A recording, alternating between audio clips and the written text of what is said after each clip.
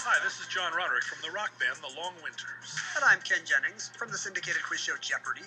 We have a podcast called Omnibus. It's a time capsule of our era, and we put a new entry in the ground every Tuesday and Thursday. Listen on Apple Podcasts or wherever you get your podcasts, and subscribe to never miss a single episode.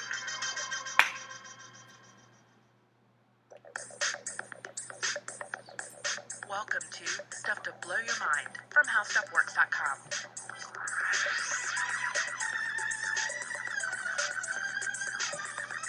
Hey, welcome to Stuff to Blow Your Mind. My name is Robert Lamb. And I'm Christian Sager. Hey, Robert, do you believe in ghosts?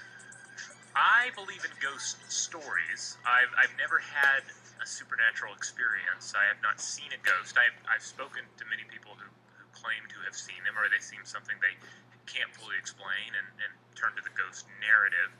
But for my own part, I don't believe in ghosts, but I believe in the power of ghost stories. Yeah, I think that's a good position to take on this.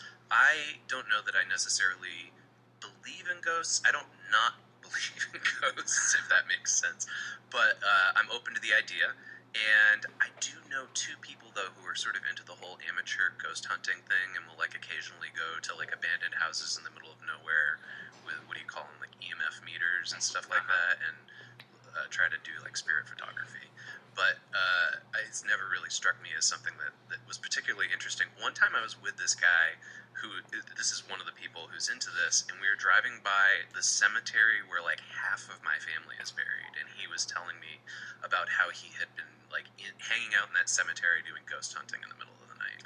It just strikes me as a bit too Radio Shack from my own.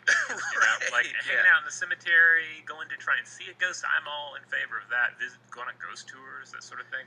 I love it. But in terms of, like, building some device and then using it or perhaps misusing it to try and find evidence of supernatural activity, unless it's an actual proton pack, I'm just not really on board. That would be great if we could get an actual proton pack out of it. I think a lot more people would be involved. But yeah, you got to go unlicensed with it. That's true. Yeah.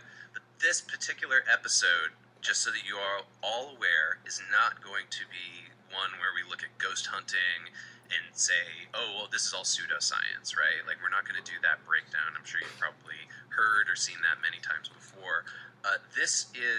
We're more interested in ghost stories in this episode, and we're going to look at ghost stories from around the world and how they reflect the human condition. There's lots of studies about EVP or infrasound and how the ghost hunters have flawed methodologies and all that stuff, right?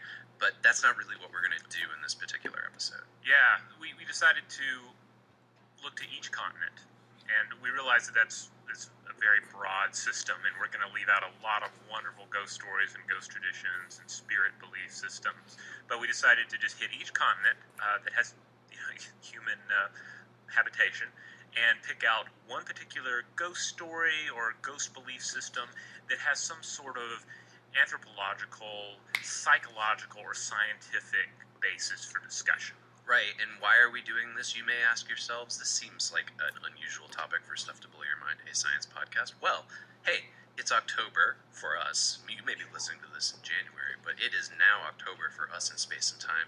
And every October, we do episodes that are related to Halloween, and this is one of them. Yeah, and by no means does this episode stand outside of a lot of the topics we cover. Right. Because as we discuss in this episode, you're going to find links to episodes that we've covered dealing with psychology and anthropology, belief systems, and just sort of the tension that emerges in a post-colonial world.